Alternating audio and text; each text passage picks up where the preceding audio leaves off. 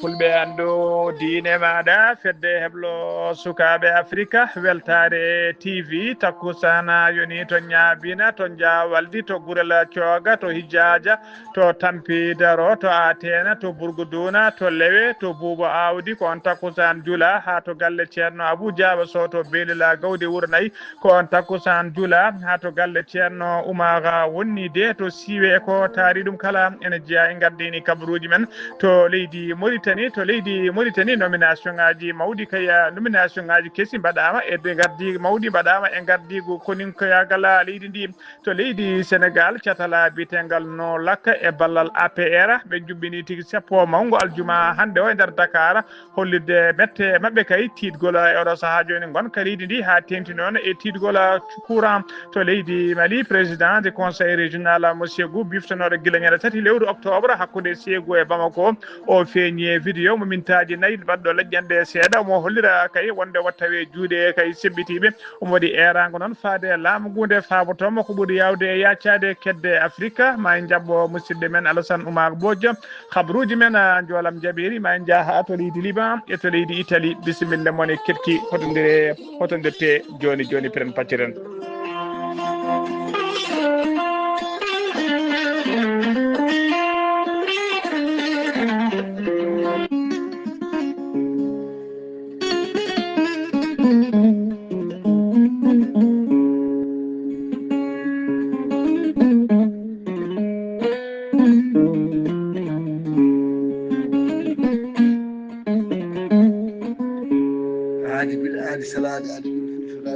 salade aadi ɓuuri firtude aadi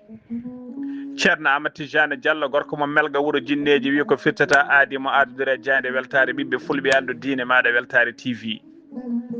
ceerno Amadou Tidiane Diallo ko wittiyanke leɗɗe ko safriyanke safruji fina tawa gando bindi gando bindi laaɓaɗo leɗɗe jaadino ɓalawal e danwal kala ceerno Amadou Tidiane Diallo Allah luɓirimo gandal omo safar rafiji kewɗi ɗe jiiɗa cirol omo safar rewɓe wonduɓe kista fibrom dogam sita rewɓe ronkuɓe sowade rewɓe dartoraɓe kala ceerno Amadou Tidiane Diallo ene yawrana ɓen rewɓe ustoraɓe ndewagu ceerno Amadou Tidiane Diallo ne yawra ɓen worɓe ustoraɓe goɗago yawɓe yitade koye men jippiɓe leecce kala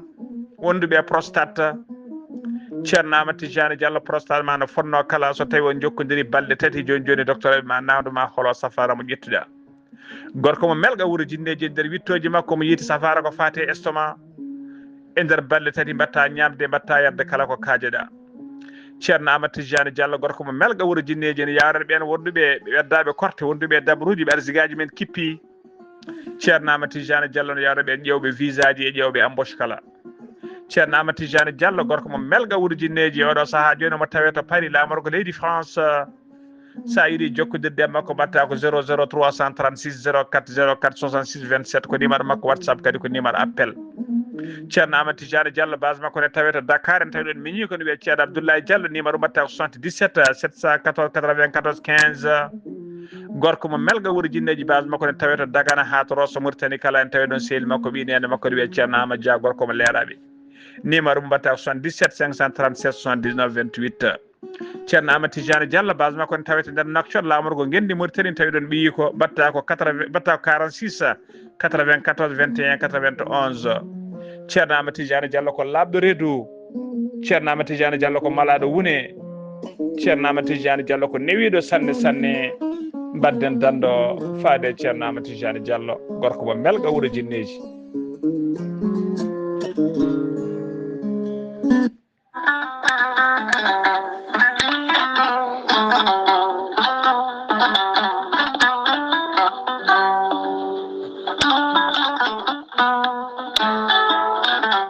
an jambitowo ɓandu musoru ɓandu wuloru ɓandu jaaɗoru koyɗe musoje koppi musoji keceji museje joguiɗo AVC jogui karƴaga neɗɗo tuƴiɗo donkuɗo yaade jama e juma ni jokkoyde e ndam ni yaade haajuji mum goɗɗi kala ngam musalla e joguiɗo hémorroïde gonɗo nder e jalto bowal kala e ñabbuji goɗɗi cuuɗotoɗi e nder ɓalli yogay muɗum kala jokkodire gorel te joni joni mbiya alhamdulillah gorel te hewɓe jokkodiri e ngal ɗon gollorgal ɓe kolliti yogay ñabbuji ɗiɓe jambittanno oɗo saha kamɓe kala ɓe jiitimen koye maɓɓe no feewi gorelte ko haako moƴƴo iwru ko to koreji nooro ala rewam ala effet a wulnat tan ndiyam ma ha wula guitta ko jamireɗa mbaɗa hen aɗa yara aɗa yiito cellal ɓandu maɗa gorelte sa yiiɗi hebde hen ko laaɓi jahata koto site mabɓe internet a mbaɗa www.gorelte.com janggana hoore maɗa kayla ñabboji ɗi gorelte safrata kala sa yiiɗi jokkodirde e tonggode gorelte so tawi noon gonɗa koto koɓɓillo ene tawi nder leydi Sénégal jokkodirta koye Hawa Amadou Abbasa mbatta ko 78 435 27 28 so tawi noon gonɗa koto Bargné e ko taari ɗum kala jokkodirta koye Kumbaka 77 612 85 28 so tawi noon gonɗa koto Gawol e ko taari ɗum kala jokkodirta koye Amadou Abdoul Agne on noon mbatta ko 77 123 22 97 so tawi noon gonɗa koto Guédiawaye jokkodirta koye Amadou Abbas Ka mbatta ko 70 606 33 43 so tawi noon gonɗa koto Kermassar jokkodirta koye Mamoudou Gayda 77 542 50 84 so tawi noon gonɗa koto leydi France jokkodirta koye Haruna Gayda 06 50 99 64 43 musidɓe tedduɓe gorelte ko safara ɓolo tan ala rewam ala effet a yarat aɗa yiito cellal ɓandu maɗa mbadden dando faade ittude ɗeɗo henna ñooke ñookiɗe e nder ɗaɗi men kadi men dañde jamma Océanie tode kaburuji mon e demgal pulaar Afrique Asie Europe Amérique Moyen-Orient Océanie jam hiire moon musidɓe tedduɓe eɗen goni e mawde 17 lewru yarkoma hitande ujunnaje 225 habaruji moon e demgal pular e sowte ko musidɗo moon seydi moon haali Abouba to karallagal ha mbawon yiiden to banggue nete e ɓosoje ko miñ men seydi men Saydou Abouba ñaguima yafuy noon e kirgol kabaruji ñalawma hande o ko caɗele courant gonduɗen saabu kay courant ɗi ko kuppunoɗi guila midi koye futuro he ɗi mbawi artude e bawɗe Allah habaruji men e demgal pular koto leydi Mauritanie puɗoɗen galle lamorgo leydi Mauritanie holleri alkamisa hanki o wonde nomination ngaji 4 mawɗi mbaɗama taw koye gardigo armée leydi ndi woni les 4 chefs woni 4 nomination tawi ko chef militaire ɗum noon ko par décret présidentiel ɗi nomiraɓe ko ɓeɗo woni nomaɓe noon gadano nomination gadano kono général de division Mohamed Mekaytir Cheikh Minni on subama nomama chef d'état major particulier du président de la république woni kanko woni chef d'état major keeriɗo to galle lamorgo so tawi ko nomination ɗiɗaɓo ko général de division biteɗo Cheikh Beyda on Cheikh Beyda on nomama chef d'état major adjoint des armées so tawi ko nomination tataɓo noon ko général de division Abbé Bapti El Hadji Ahmed on nomama chef d'état major de l'armée de l'air so tawi ko nomination nayaɓo noon ko général de brigade El Hassan Bamba Megueta kañumne nomama inspecteur général des forces de sécurité ko ɗiɗo nomination ngaji 4 woni yaltude hanki o tawi ko par décret présidentiel ha joni ko leydi Mauritanie keɗoɗen alkamisa hanki o ardiɓe gendarmerie leydi ndi ɓe kolliri tigui wonde kay ɓe tafi brigade tawi ko brigade spécialisé ko fati kay heɓade super criminalité ɓe tafi kadi unité goɗɗo kesso biyeteɗo cavalerie foof noon ɓe jalti koye corps gendarmerie ɗi ɓe taweteno ɓe ko hen ɓe tawete hono kay holliri hono no holliri chef d'état major de la gendarmerie nationale mo leydi Mauritanie on woni général Ahmed Mohamed Wula Taya o waɗi déclaration noon koye saaha kay dokkirgol diplôme aji taw ko promotion uji ɗiɗi woni karale ɗiɗi jaltude kay heblo e mumen toon to école de formation des armées mo Rosso ko élève ɓen noon tawi ko élève uji officier de police judiciaire ɗum waɗi noon koto Rosso e tawtorede kay e cérémonie waɗi koto Rosso e tawtorede jaagogal kalfinagal ko fate défense nationale woni hannena Wul Sidi e nder déclaration makko noon kanko Wultaya o holliri tigui wonde oɗo unité biteɗo unité cavalerie tafaɗo kay joni e oɗo kaynet e oɗo saaha ɓe tawe hebloji mabɓe to Nouadhibou e hollude to Nouadhibou kayim e wallodirde kadi tawi kadi ɓe taw gollodir toon e unité goɗɗo biteɗo unité mobile de la gendarmerie dans le cadre de maintien de l'ordre hono colonel Sidi Ahmed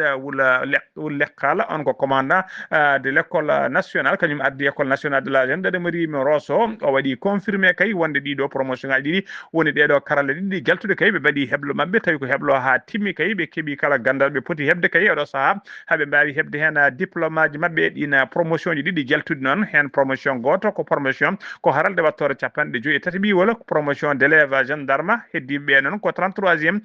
promotion tawi ko officier ji de la police judiciaire ha joni ko leydi Mauritanie keddoɗen Moussa Fall kañum woni coordinateur dialogue national woni tigui coordinateur ko fate kaldigal ɗemningal yuɓɓinede e nder leydi Mauritanie o waɗi conférence makko de presse hono no hollirno alkamisa hanki o sanga 12 heures on conférence noon o holliri e nder makko kay wonde kay miijo kay ko fate dialogue national ɗum ko miijo tawi ko miijo heeriringo wonande hoorejo leydi ndi ko kañum miiji micci kay tawi ko kaldigal ene foti waɗede e nder leydi he beele dendagal force uji kay leydi ndi kala guele force uji vive ha e force uji politique kala ɓe mbawa joddade yewtidde miijo wosodirde miijoji kay beele ɓe ɓamta leydi ndi o holliri noon kanko noon o holliri kanko Moussa Fall wonde kay ko commission kay ko toɗɗa faade oɗo saaha joni ko lebbi jeeɗiɗi ko suwa kay o waɗa coordinateur ko fate heblanade oɗon dialogue o joddima e ardiɓe landaji ardiɓe landaji dawrugol kewɗi o wawi kadi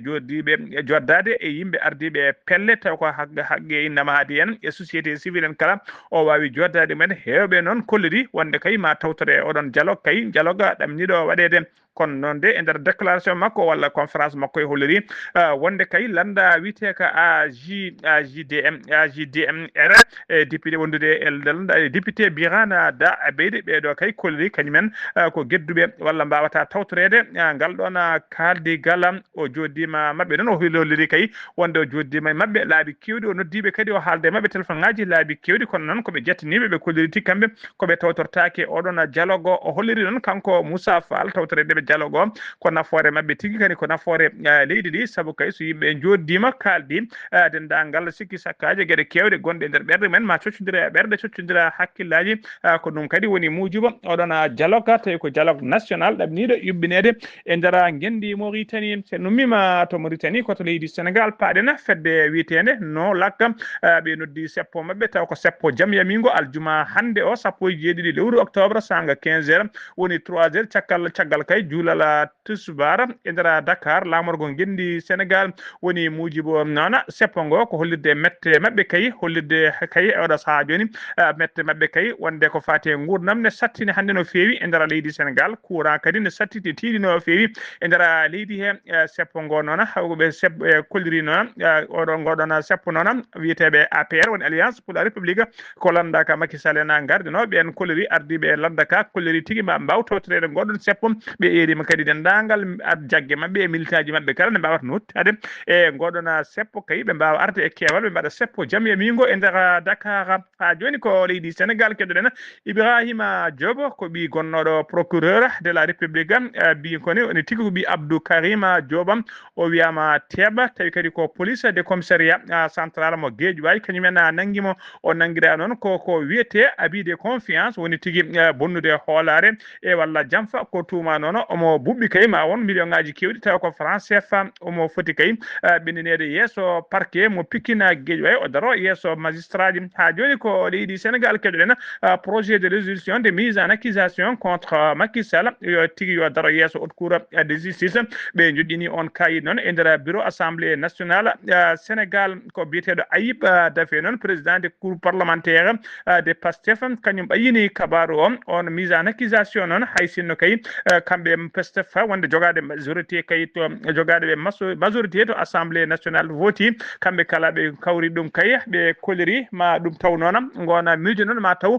blocage uji woni obstacle uji ɗiɗi jeese mabɓe premier obstacle noon ko e oɗo saaha kay ɓe oɗo saaha kay ɓe ngala tigui oɗo saaha kay hande ɓe ngala kay ɓe ngala tigui e oɗo saaha hattani wawde wadde Macky Sall ko wiyete traduire yeeso tribunal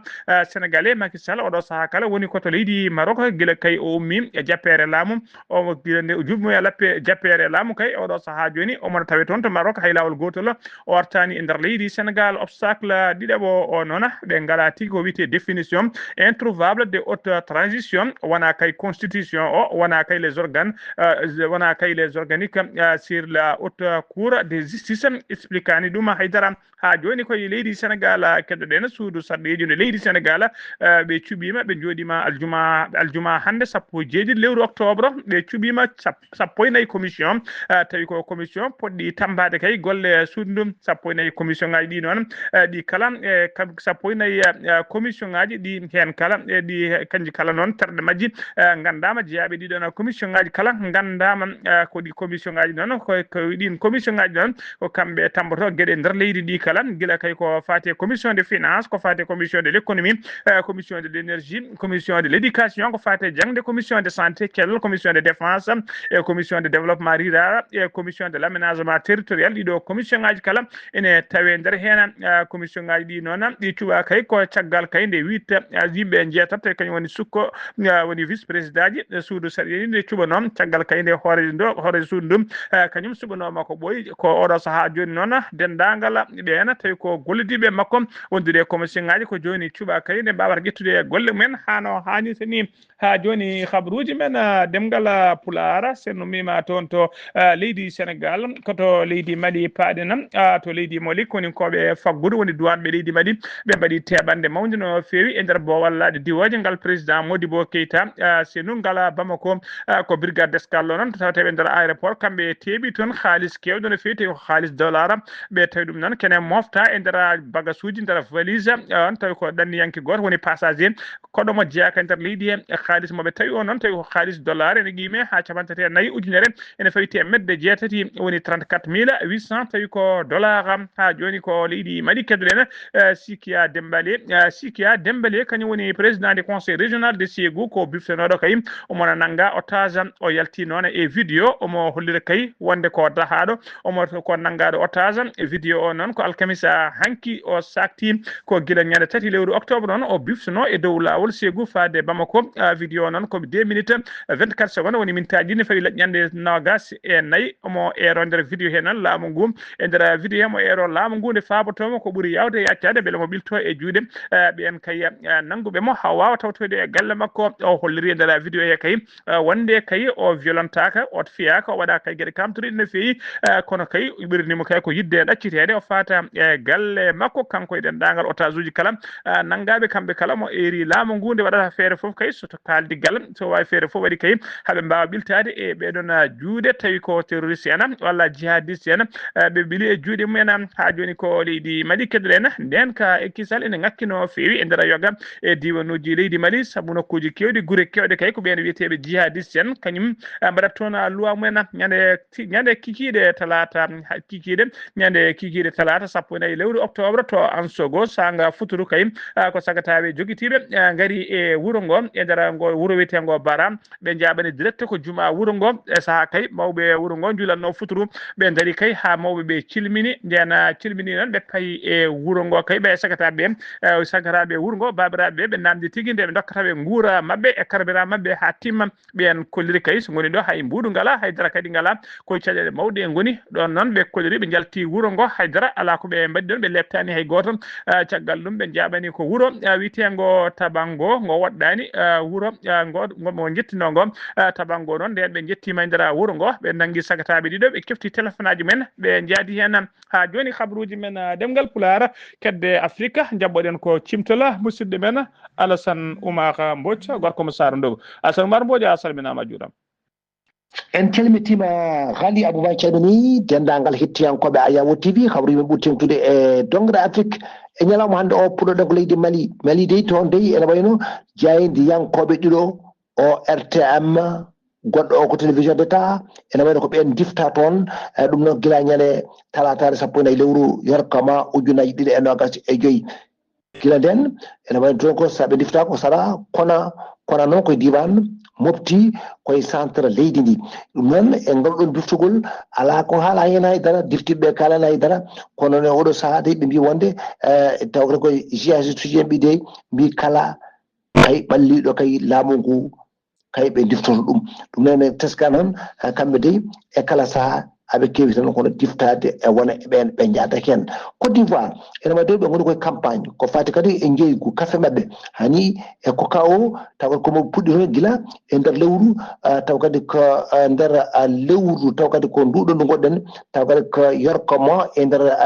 diwan mo mbiya kono neigi ko ene wayno de ene waɗi ɗum ɗo foof ɓe mbi goto ene leeli koyngal no fewi kono noon e nder kadi histoire wonande kadi e oɗo kadi ko onon jeygu kakao ɗum no dey ene wayno de ko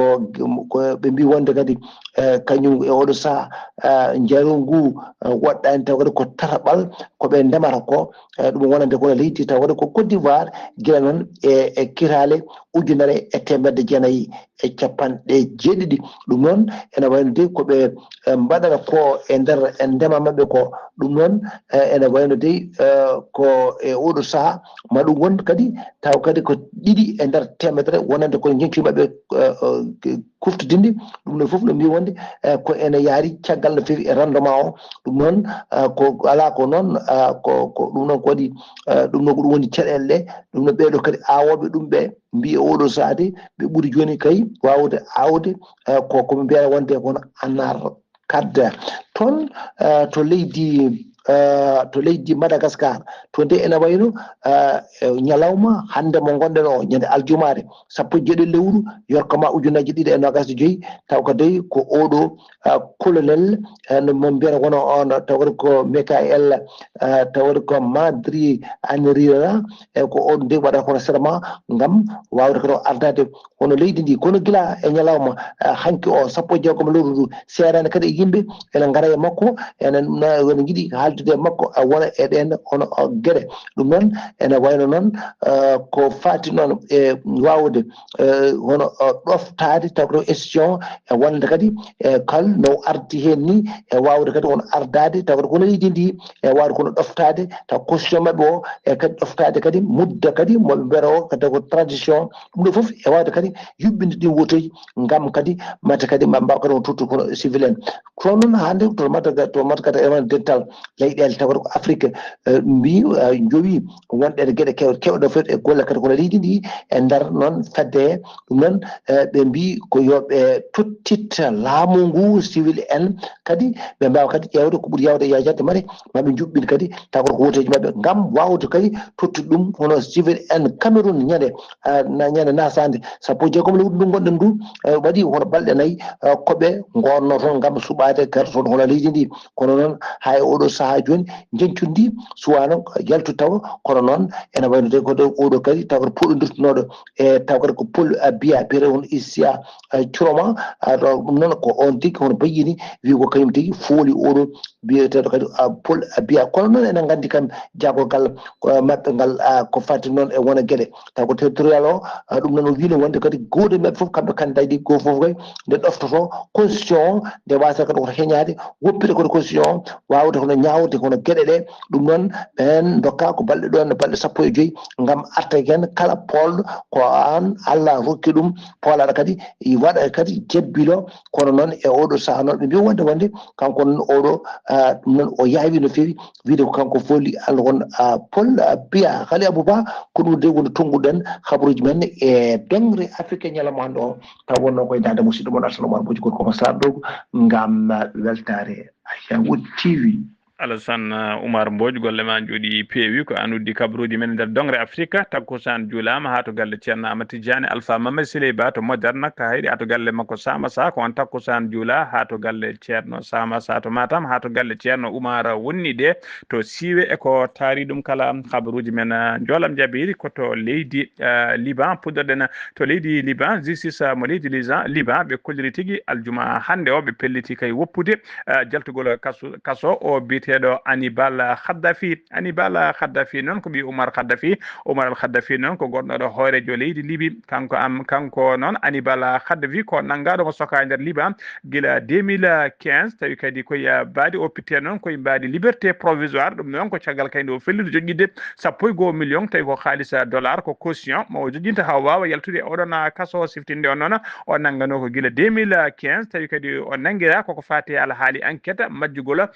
e nder nder Liban on tawi ko gila 1978 majji nder Liban ko chiite naajo dowluɗo fewi Libanien biyeteenoɗo Imam Moussa Sadra gila 1978 o majjina nder Libi ha ɗo hay goto anda to heedi ɗum noon koye saaha laamu Khaddafi koye ɗum noon koye din mbaadi kanko on biteɗo Hannibal Khaddafi koye ndin mbaadi o nangirno ko to leydi Italie paaɗen to leydi Italie ñande jamma hanki 16 to jamma alkamisa hanki 16 lewru octobre ko bomboji ɗiɗi pettidi e desa otoji ɗiɗi tawi ko oto jandi yanke Italie naajo goto debbo e baɗo émission d'investigation émission wiyete ko report ko jandi yanke downuɗo no feewi bombo goto fetti ko les oto makko bombo goɗɗo fetti ko les oto ɓi ko debbo oto ɗiɗi foof darrino kayne takkodiri yeeso galle mabɓe fettande nde noon bonni oto ɗiɗi ha laaɓi kadi fettande nde sa bima kay ha hunde e galle mabɓe woodi ko boni hen kono noon hay goto wasani hen fittaɗo mum kanko jandiyanke o noon holliri wonde oɗo saaha kala o heeɓa menace uji mawɗi no feewi musidɓe tedduɓe ko ɗum ɗo wonno ko min doɓen noon habaruji mon e ɗemgal Pulaar e sowto he ko musidɗo mon seydi mon Haali Abouba to karallagal ha mbawon yiide en to banggue nete ɓosojo ko Saydou Abouba so tawi ko roɓiɗo Afrique ko musidɗo men seydi men Alassane Oumar Mbodj gorko mo Sara Dogo ketki malaki jaam yo jaam Allah jogomi jogo on